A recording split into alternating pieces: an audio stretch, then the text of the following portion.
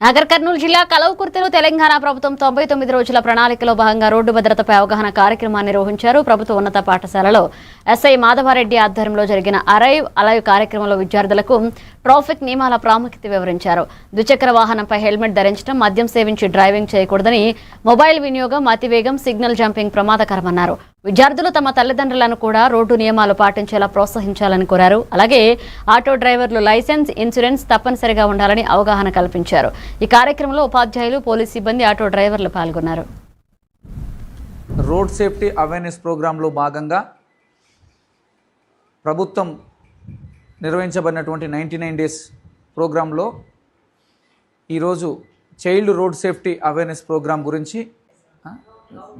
Government high school Kalwakurthy నందు మీకు అవగాహన కార్యక్రమం నిర్వహించడానికి మా యొక్క సిబ్బందితో పాటు మమ్మల్ని ఇక్కడికి ఈ యొక్క ప్రోగ్రాం కండక్ట్ చేసుకోవడానికి ఈ యొక్క వేదికను ఏర్పాటు చేసినటువంటి మీ హెడ్ మాస్టర్ గారికి, అదేవిధంగా మీ యొక్క అందరి స్టాఫ్కి శుభాకాంక్షలు తెలిసి ఉంటే వాటిని ఫాలో చేస్తూ మనము రోడ్డును క్రాస్ చేయాలి. రెండోది, ఒకవేళ మనం వెహికల్స్ యూజ్ చేయాల్సి వస్తే ఖచ్చితంగా 18 సంవత్సరాలు నిండిన తర్వాత ఆర్టీఓ దగ్గర మీరు లైసెన్స్ తీసుకొని ఆ తర్వాత మాత్రమే మీరు వెహికల్స్ని డ్రైవింగ్ చేయాలి. మైనర్ డ్రైవింగ్ ఎట్టి పరిస్థితిలో చేయవద్దు. నెక్స్ట్, కార్ అయితే సీట్ బెల్ట్ని ఖచ్చితంగా ధరించమని చెప్పాలి. 2 వీలర్ అయితే మాత్రం ఖచ్చితంగా హెల్మెట్ ధరించమని చెప్పాలి.